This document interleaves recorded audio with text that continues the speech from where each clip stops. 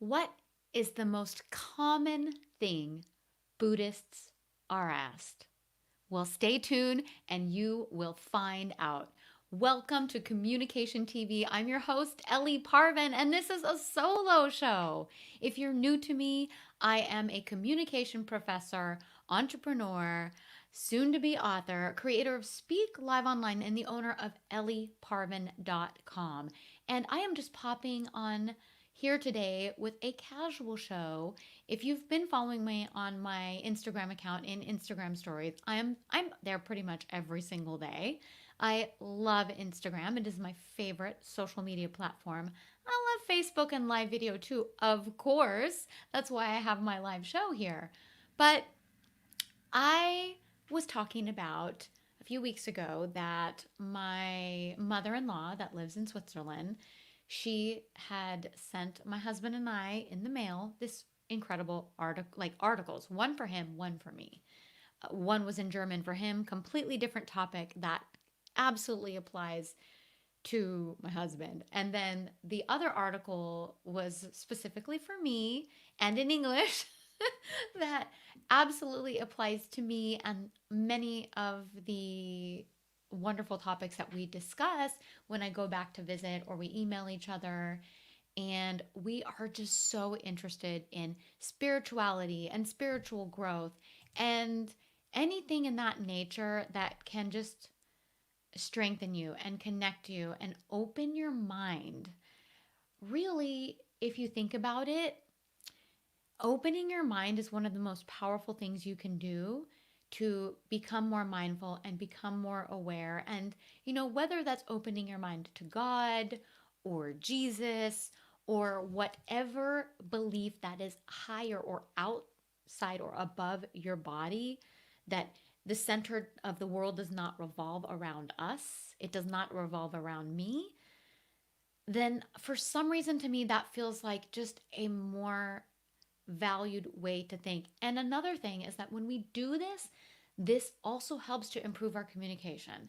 Imagine how would one feel if the world revolved around me, for example, or the world revolved around you? How would you feel if you got into a communicative dispute or you were trying to, I don't know, prove you're right in a situation?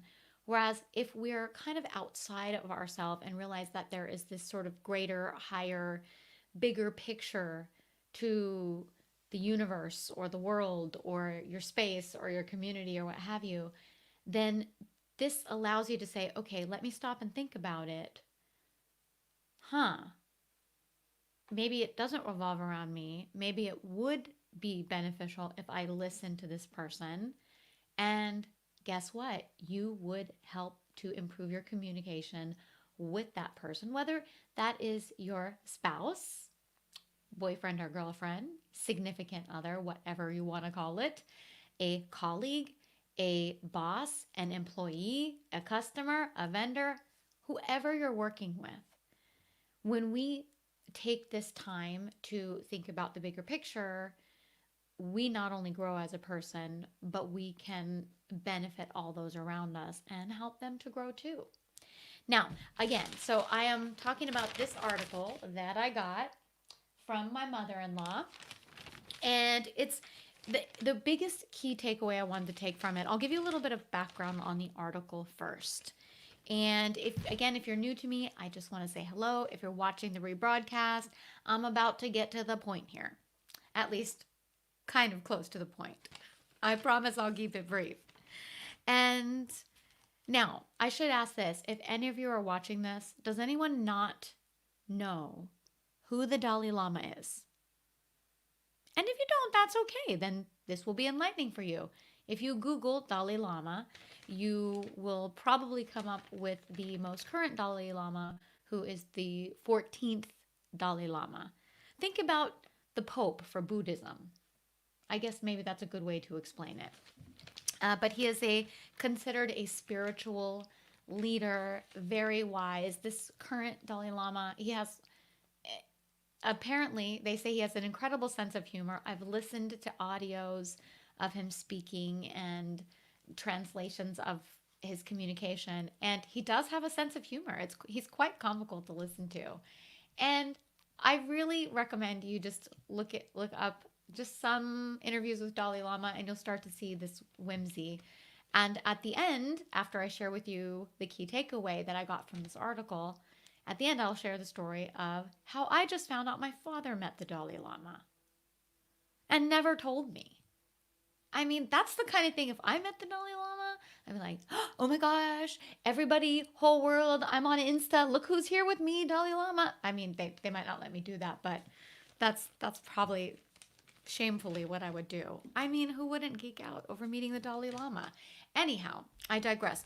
So my mother-in-law, she loves this paper from the UK called the FT, and she loves this particular section, the life and style section. She loves the interviews and the articles and the special pieces that are in there on life and art and all kinds of things of that nature.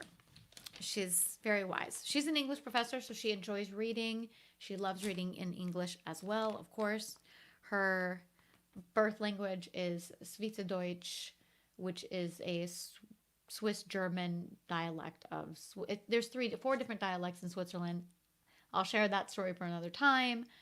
But anyhow, they mainly speak German where they grow up in that country. So this article is not with the Dalai Lama himself. It is actually an article that was interviewed. Harriet Agnew, one of the writers, interviewed the Dalai Lama's French interpreter. And now this French interpreter, his name is Matthew Ricardo. Matthew Ricard. I don't want to mess that up. Names are very important, people. Matthew Ricard. And he was actually a biologist before he became a Buddhist. And eventually the Dalai Lama's translator for French. So when the Dalai Lama goes and speaks to French people or addresses the French, or anytime the Dalai Lama is speaking, he translates what the Dalai Lama says. He is a Buddhist. He translates that for the French people so that they can absorb his light and ideas and information. Now, it's quite an interesting article, but one of the biggest takeaways I got from it is, what is one of the most common questions asked of Buddhists? And I'm wondering if you could guess what that is. Any guesses? What made you become a Buddhist? Yes, that's probably a good question. That's probably a very good question, but that's not it. The number one question, the top question asked of most Buddhists is, what is the secret to meditation? And the secret is, there's no secret. That's the response most Buddhists will give you. The Dalai Lama will give that to you. What is the secret? There is no secret. I know. Spoiler alert. No secret. And if you have watched one of my previous solo shows here on Communication TV, I actually shared my meditation journey, and that it did not start out well at all. I started much older. I wished I had started sooner. I honestly, at the time, thought this is just not going to happen. It's just, I'll just exercise to release stress. And at one point, again, that's a previous episode that I share that meditation journey, so you can go back, and it's only like 3 or 4 solo shows, so you can go back and listen to that one to see that journey for me. But the truth is that, and I'll read this passage in here because I think it's poignant. And he says here, he's often asked, what is the secret to meditation? There is nothing highly mysterious about it, but it requires practice, says Ricard. Practice. Does this sound familiar? If any of you have ever done yoga, as you know, on Tuesdays I teach yoga. I'm still in my yoga gear here. And it's the same thing. When I started doing yoga, it was difficult. When you started doing anything new, it was difficult. When you learn how to drive a car, when you learn how to ride a bike, when you learn how to roller skate or rollerblade, whatever the kids are doing these days, it was challenging at first. And he continues in here, any solution that is fast and easy, achievable in 5 points and in 3 weeks, forget it. It's like learning the piano.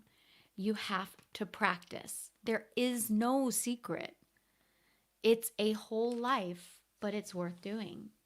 And one of the things that we say in yoga is that it is a practice. It is always a practice.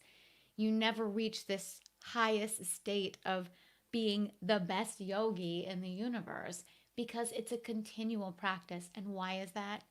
Because, as with meditation and with life and everything going on in the world and everything going on inside us and people coming in and out of our lives, it's constantly changing, which means we practice adapting to change.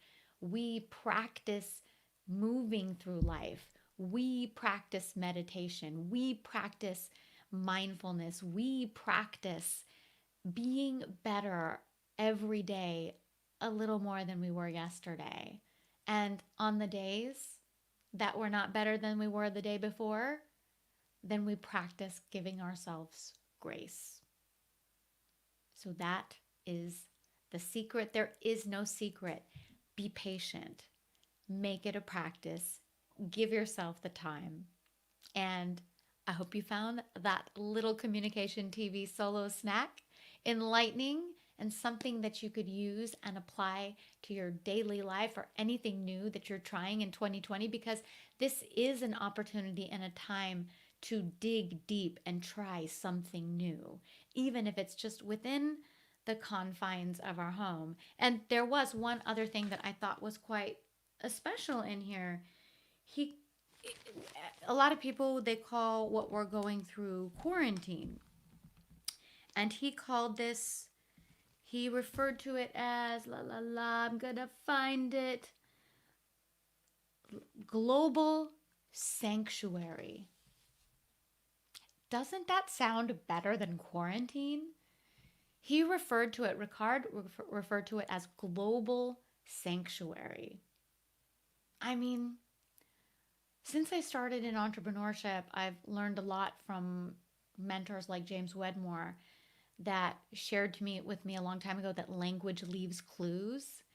And sometimes we can change our whole being.